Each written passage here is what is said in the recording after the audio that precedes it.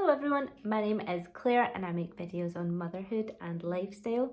This video is going to be about my maternity leave and now that it's coming to an end, what I'm doing and how I'm going to cope with it.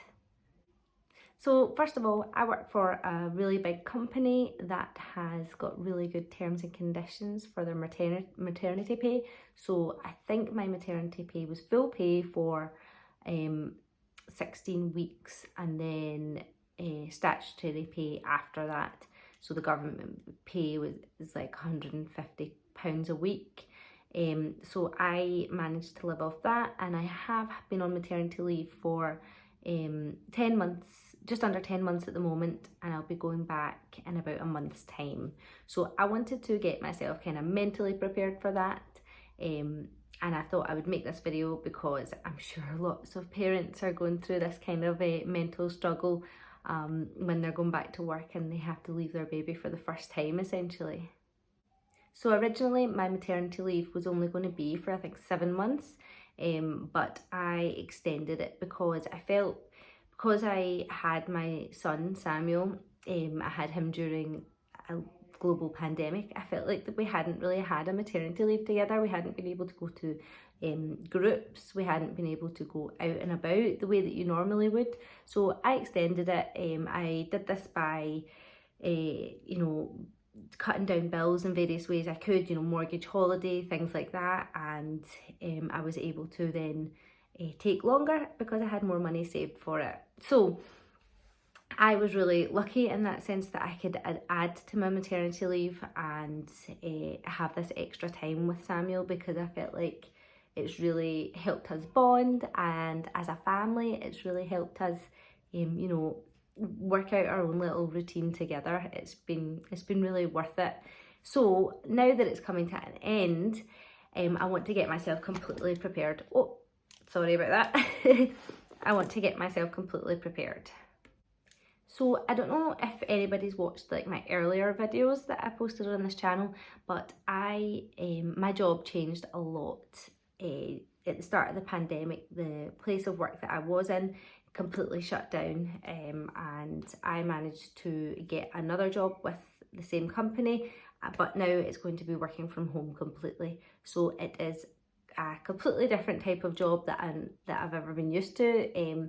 My previous job, I was in an office full-time, so this will be really weird. So I did do a couple of months of it before I had Samuel, but I think it takes a lot longer than that to get into a job, and I hadn't really set anything up for it because I knew I was going to be off for an extended period of time. So I didn't really set up a kind of home office or anything like that. So that is one of the tips that I have, is get yourself prepared as you can for going back to work, in the sense that if you're going back working from home, like I will be full-time working from home, I am getting a proper office set up in my home. I'm changing this room. This is currently the guest bedroom, which doesn't really get used just now because we can't really have people over, but we're still going to keep a kind of day bed thing in it, but majority of this room will be office. So this bed's going, the bedside tables are going, you know, it's going to all get changed. I'm vlogging that, but it is, yeah, it's going to be a bit of a change. So we're getting that prepared just now so that I can feel like I've actually got somewhere to go and work, which means I can just kind of close the door at the end of the day and, you know, it's not interfering in our private, like, you know, our home. Previously, I was working from a small desk in our bedroom, which just wasn't, it wasn't a long-term plan, and yeah, that won't really work. So this room getting changed into the office is going to be much easier.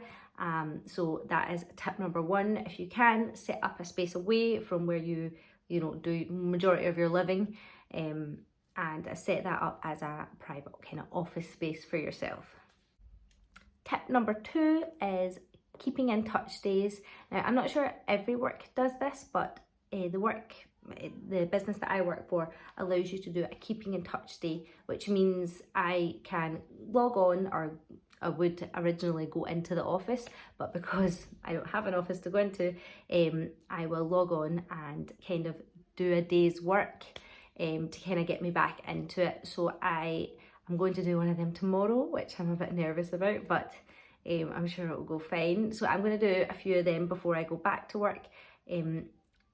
A good thing about them is you get paid for them. So at this point of my maternity leave, I am not getting paid, I'm only getting statutory pay. So it's going to be a nice little bonus to get paid for this, which will really good. But yeah, keeping in touch days will get you back into the swing of things a little bit, get you speaking to your colleagues again if you've not spoken to them for a long time, and just get you back into the mindset of you can do this, you know, you can, you are able to remember what to do, things like that. So keeping in touch days are perfect to get you ready. Another part of going back to work is the mum guilt, as they call it. Some people won't have that. Some people will be, you know, ready to go back to work after being off maternity leave. It just depends on, I guess, if you enjoy your job, what type of job you do.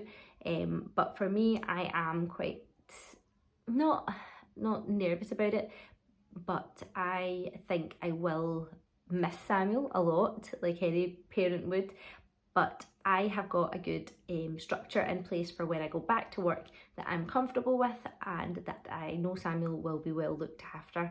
So if you've got that in your head already before you go back to work, it's kind of half the battle. You know your child will be looked after, you know your child's going to be happy and safe wherever they are. So yeah, I think that is a really important step to take before you go back to work. For Samuel, he is going to be staying at home with his daddy. His dad's going to be a full-time dad, and which means I get to have, you know, breakfast with them. I get to have lunch with them if they're here, and I don't have, you know, I can just come out of the room. I don't have a commute to get to and from work, so I can just leave this room and then I'll be with them. So that is perfect. I'll be home at reasonable times. Yeah, so I think having a plan in place for where your child is going to go and who's going to be looking after them, and being comfortable with that plan, I think that helps reduce a lot of mum guilt.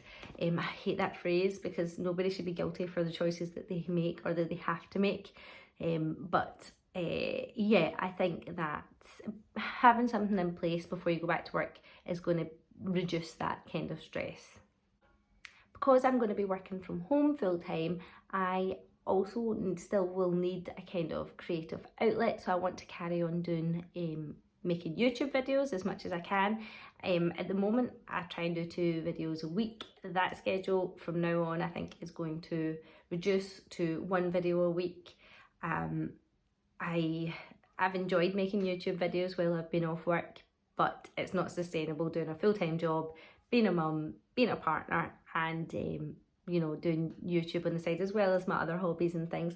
So I am going to try and keep doing 1 video a week, which doesn't sound like a lot, you know, but the work that goes into doing these videos, you know, sitting down, getting all my thoughts, all my ducks in a row, and you know, if I have other things that I want to be in the video, or if Samuel's in the video, you know, it takes a lot then to edit them, and thumbnails and everything else that goes involved, that's involved in them. They do take time and effort, so I think it's not unreasonable. I think I'd be able to do 1 video a week, which is what I'm going to try and do. So I'm not going to put pressure on myself, because I know it's going to be a really busy time trying to find the balance between working and being a mum and doing all the other things that I need to do in my life.